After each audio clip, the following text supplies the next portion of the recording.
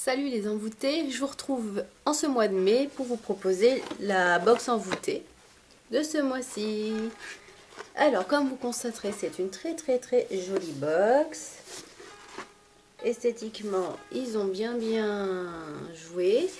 Moi les couleurs, elles me rappellent vraiment la pêche, les tissus japonais, donc vraiment entre les couleurs et les motifs, les carcoys et tout, vraiment, c'est vraiment dans le ton et c'est top. Donc on va découvrir ensemble ce qu'il y a à l'intérieur et je vais aussi vous faire un retour de mon expérience parce que je l'ai goûté avant de vous en parler pour vous dire un petit peu ce que ça vaut ou pas. Donc il y a un petit livret, présentation comme d'ordinaire. Alors c'est Odoroki, les secrets du mont Fuji. Donc on reste dans le ton avec les poissons rouges ou les carcoys, je sais plus. Et puis les couleurs un peu très douces, très pêche. Il y a une petite citation en début qui dit « Le thé n'a pas l'arrogance du vin, l'individualisme conscient du café, l'innocence souriante du cacao. » Voilà, c'est une citation de Okakura Kakuzo dans le livre Thé. Voilà. Donc je vais pas vous lire l'édito. Je vais passer directement au thé. Donc nous avons d'abord Nashi Nashi, qui est la 20e création d'envoûté. C'est un thé vert du Japon et de Chine, parfumé à la poire nashi et à la fleur de lys. Donc, qu'est-ce que ça donne? Alors, c'est un thé vert vraiment agréable, subtilement parfumé justement à la poire nashi, qui est une poire qui est juteuse comme la poire, mais qui est ferme comme la pomme. C'est assez rond, c'est vraiment un fruit que moi j'ai l'occasion de tomber dessus de temps en temps dans certains étals et c'est sympa. Et à la fleur de lys, alors la fleur de lys je ne l'ai pas trop sentie, alors j'ai envie de vous dire heureusement pour moi qui n'aime pas tout ce qui est trop fleuri. Donc c'est pas le meilleur thé de la box pour moi, mais vraiment il était très agréable.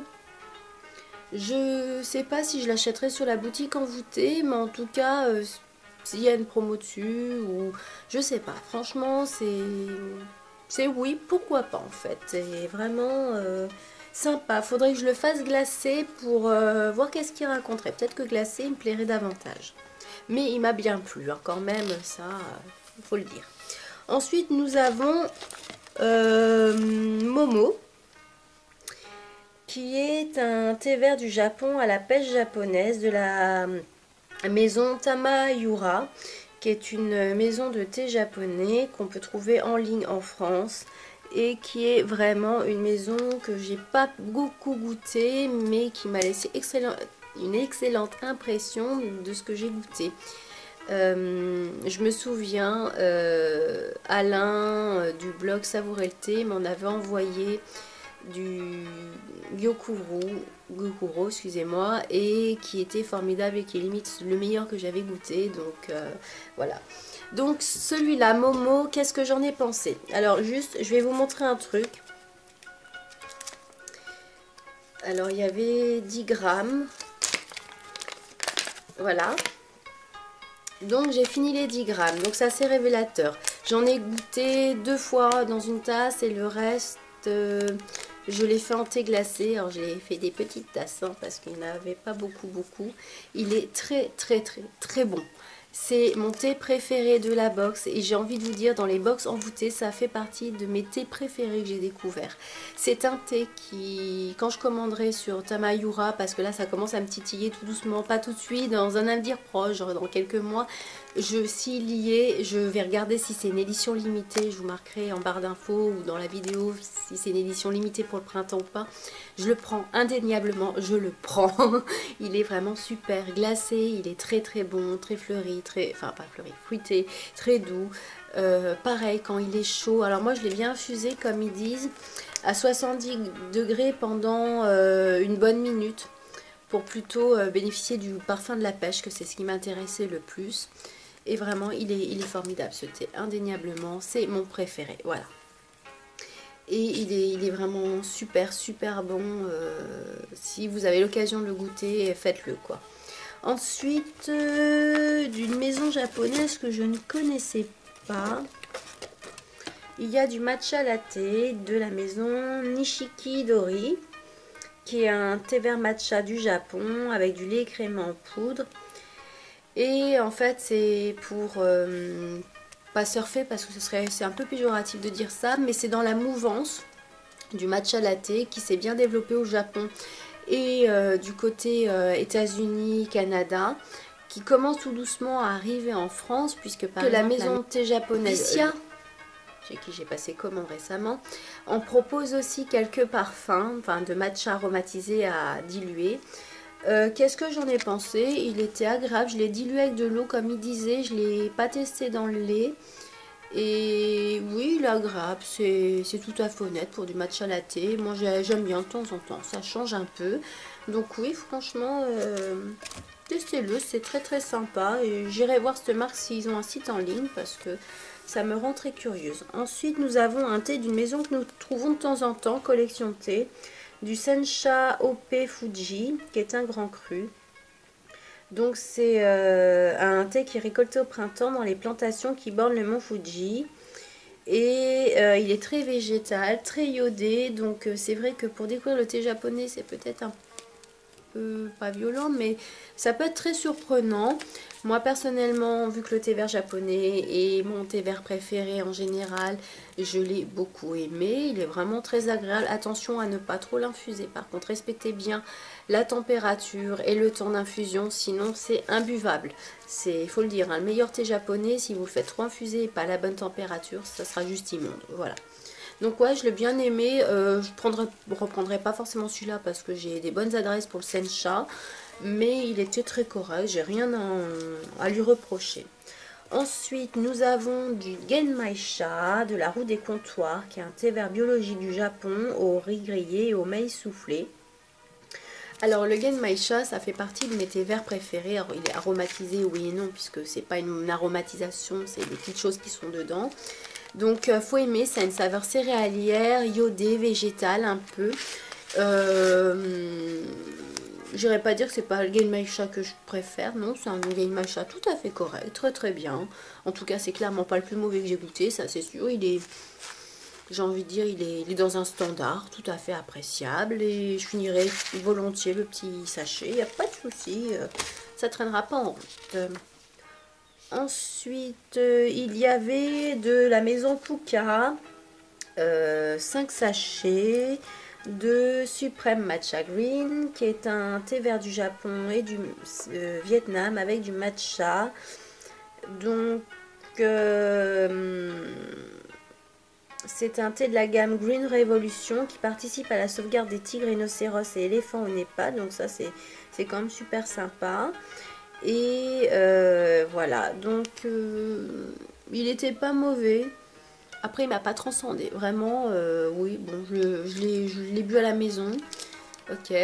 Vu que c'est en sachet, je les emmènerai au boulot parce que, ouais, il est bon. Mais il est pas représentatif des thés verts japonais, je trouve. Voilà, il est bien pour transporter, pour faire une pause thé vert tranquille au bureau, ça va bien. Ensuite, le goodies du mois est une cuillère à thé japonaise. Voilà, très mignonne. Moi j'ai reçu du bleu, pas de peau, j'aime pas le bleu. Donc si parmi vous, mes petits abonnés ou des gens dans votre entourage sont abonnés à la box, ont une couleur qui ne leur plaît pas, qui veulent du bleu, par exemple s'ils ont en particulier du pêche, en fait tout, sauf ce bleu là et le bleu foncé, je l'échange, hein, on se fait un petit échange par la poste, bien emballé dans lettres. Je vous l'envoie, il n'y a pas de problème parce que moi personnellement le bleu, elle est jolie tout plein, mais ça fait pas raccord avec mes services parce que j'ai pas de bleu en fait, j'aime pas ça. Donc avec le rose ou le vert, c'est pas génial quoi.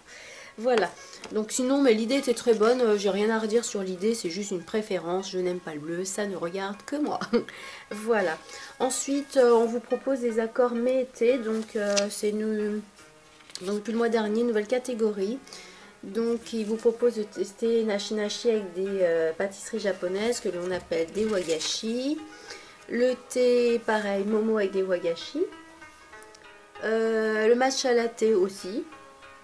Ils ne sont pas cassés la tête. Le sencha avec des sushis, la California Roll et compagnie.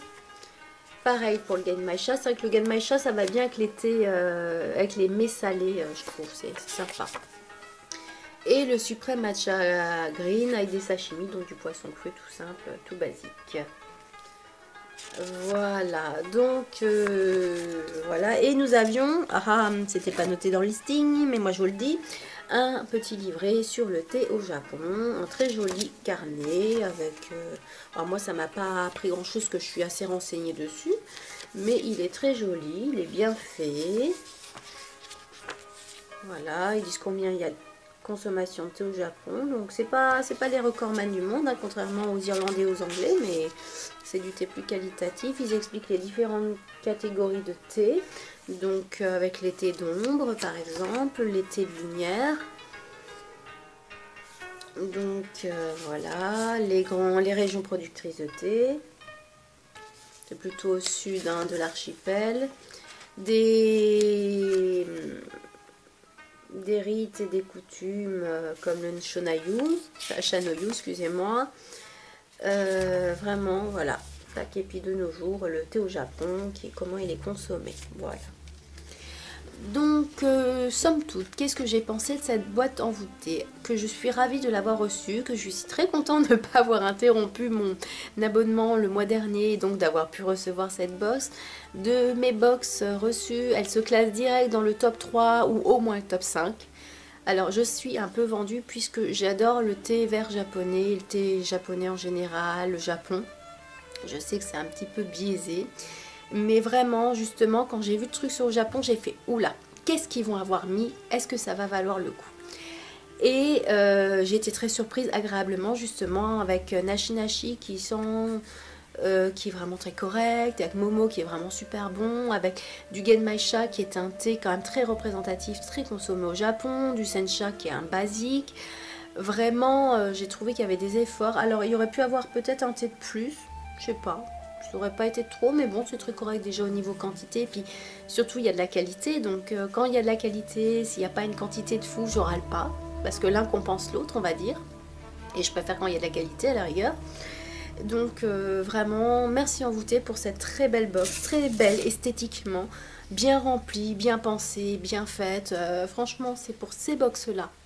Comme celle sur le thé au Maghreb, enfin au Moyen-Orient, ou le thé en Indonésie, c'est pour ce type de box où je suis super content, ou même la thématique sur la littérature, tous les thés m'avaient pas plu, mais la thématique était vraiment chouette, bien pensée, donc vraiment c'est pour ces box que je reste abonnée.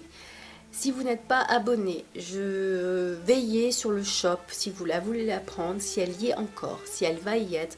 Parce que vraiment, si vous voulez goûter des thés verts japonais ou aromatisés qui sont vraiment très sympas, vraiment allez-y, foncez, elle est top. Voilà. Donc, sur ce, je vous fais plein de gros bisous. On se retrouve au mois de juin pour la prochaine box. Entre temps, je ferai sans doute une ou plusieurs autres vidéos sur des thés terminés, sur une revue d'une marque ou autre. Donc, n'hésitez pas à vous abonner pour être au courant de tout ça. Et à bientôt. Salut!